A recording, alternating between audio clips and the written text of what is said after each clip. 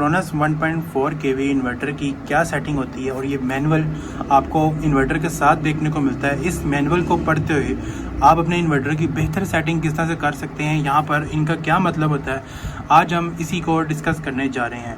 अब यहाँ पर जैसे ही आप लोग इन्वर्टर को बाय करते हैं, आपके पास इन्वर्टर के साथ ये बुक आपको देखने को मिलती है जिसको यूज़र मैनुअल भी कहा जाता है।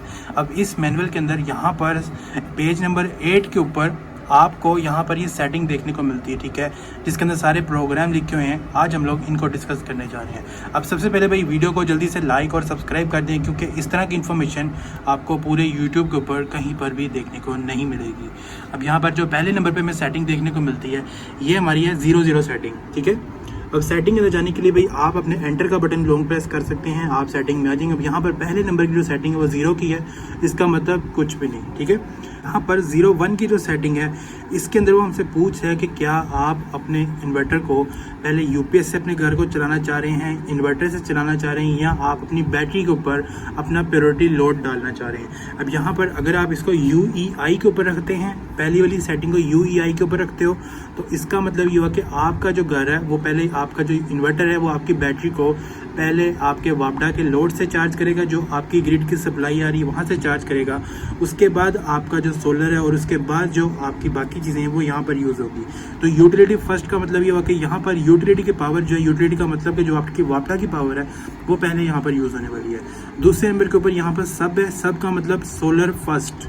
सोलर फर्स्ट का मतलब कि यहाँ पर जो आपका इन्वर्टर है वो पहले आपके घर का लोड को आपके सोलर के ऊपर चलाएगा, उसके बाद यूपीएस के ऊपर चलाएगा, उसके बाद बैटरी के ऊपर चलाएगा, ठीक है।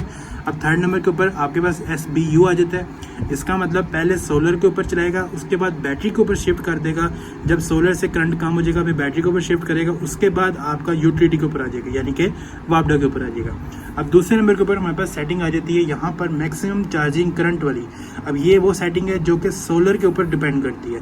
अगर आपके पास सोलर इन्वर्टर लगा हुआ है तो यहाँ पर आप मैक्सिमम कितने एम्पेयर से अपनी बैटरी को चार्ज करना चाहते हैं यूजिंग सोलर पैनल से, आप कितने एम्पेयर पे अपनी बैटरी को चार्ज करना चाहते हैं, वो सेटिंग आपको यहाँ पर देखने को मिलती है। यहाँ पर तीसरे नंबर के ऊपर आउटपुट फ्रीक्वेंसी, ये हमारे पाकिस्तान के अंदर यूजुअली 50 हर्ट्ज ही चलती है, तो आपने इसको इतना ही रहने देना है। चौथे नंबर के ऊपर हमें सेटिंग देखने को मिलती है charge source priority to configure charger source priority. अब यहाँ पर भी आपने इसको यूटिलिटी फर्स्ट के ऊपर रखना है, सोलर फर्स्ट के ऊपर रखना है, या सोलर एंड यूटिलिटी के ऊपर रखना है, ये आपके ऊपर डिपेंड करता है। अगर आपके पास वापडा लगा हुआ है और इस आप अपने यूपीएस को एज सिर्फ यूपीएस यूज़ कर दो, आप इसको यूटिलिटी फर्स्ट के ऊपर कर सकते हो। अदरवाइज यहाँ पर आपने इसको यूटिलिटी एंड सोलर के ऊपर कर देना है, ताकि जो आपका घर का लोड है वो सोलर भी यूज़ करेगा और यूटिलिटी को भी यूज़ करेगा। अदरवाइज अगर आप बिल्कुल सोलर पर चलाना चाहते हो तो आप यहाँ पर इस सारी सेटिंग को भी कर सकते हो। अब उसके बाद यहाँ पर नेक्स्ट सेटिंग हमारे पास आ जाती है बैटरी टाइप की। अब बैटरी टाइप पे बहुत सारे लोग घबरा जाते हैं कि हमें इनमें से कौन सी रखनी चाहिए। तो अगर आपके पास तेज़ाब वाली बैटरी तो आपने यहाँ पर 5th नंबर वाली सेटिंग को FLD के ऊपर कर देना है। FLD का मतलब फ्लूडिड का मतलब कि तेज़ाब वाली बैटरी। अगर आपके पास ड्राई बैटरी है तो आपने इसको AGN के ऊपर कर देना है, बाकी इन दोनों के ऊपर आपने नहीं रखना। अगर आप चाहते हैं कि जी आपने आगे वाली सेटिंग को डिफ़ॉल्ट नहीं रखना, आप अपने हिसाब से चेंज करना चाहते हो, आप इसको यूज़र के ऊपर भी कर सकते हो। मोस्ट रिकमेंडेड ये है कि आपने इसको FLD के ऊपर रखना है। अगर आपकी तेज़ाब वाली बैटरी है, ड्राई बैटरी, तो आपने इसको AGN के ऊपर रख देना है। 6 नंबर की सेटिंग के ऊपर हमारे पास आ जाती है बल्क चार्जिंग वोल्टेज। अब इसका मतलब कि आपकी बैटरी जो है कितने वोल्ट के ऊपर चार्ज हो। अब यहाँ पर जो आपके पास अगर 24 वाट वाला इन्वर्टर है तो आप इसको इस तरह रख सकते हो।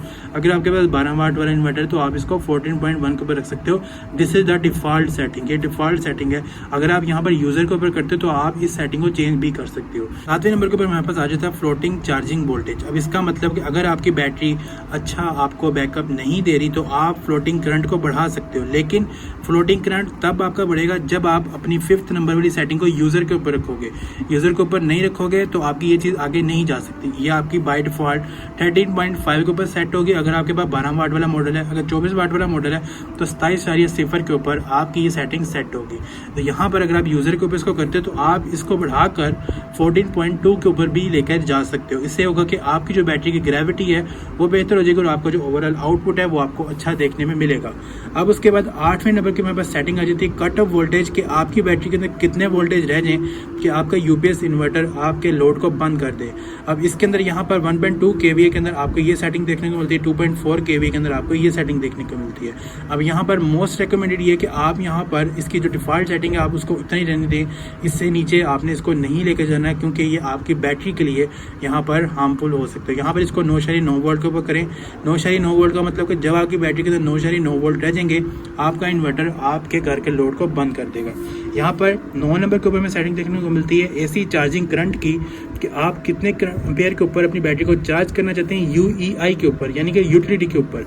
तो वापडा के ऊपर आप इसको मोस्ट रिकमेंडेड है कि अगर आपके पास बड़ी बैटरी तो आप इसको 20 एम्पेयर के ऊपर रखें, अगर आपके पास छोटी बैटरी तो आप इसको 10 एम्पेयर के ऊपर रख सकते हैं। और यहाँ पर अगर आपकी सर्दियाँ वगैरह चल रही तो आप इसको 10 एम्पेयर पे भी कर सकते हैं, क्योंकि सर्दियों में यूजेज यहाँ पर कम होता है।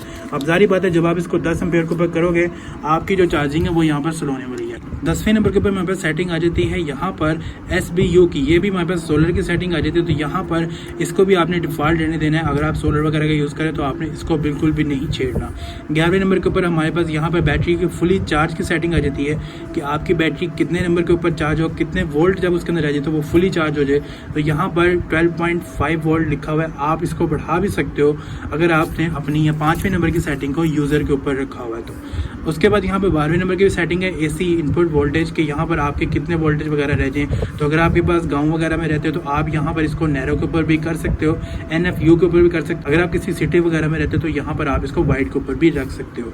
नेक्स्ट सेटिंग में 13 नंबर की आ जाती है डिस्प्ले की, कि जो डिस्प्ले आप डिफ़ॉल्ट छोड़ रहे हो तो क्या डिस्प्ले वैसे ही रहेगी, यहाँ चेंज हो जाए, वो चीज़ आप यहाँ पर सेटअप कर सकते हो। लास्ट में 14वें नंबर की सेटिंग आ जाती है बीप्स अलार्म की, कि आप अलार्म ऑन करना चाहते हो या ऑफ करना चाहते हो। तो यहाँ पर ये टोटली आपके ऊपर डिपेंड करता है कि आप अलार्म ऑन करना चाहते हो या ऑफ करना चाहते हो। अलार्म का बेसिकली ये काम होता है कि जब आपका ओवरलोड हो जाता है तो ये अलार्म आपको बोल के बता देता है। तो यहाँ पर अलार्म का ये फ़ायदा होता है।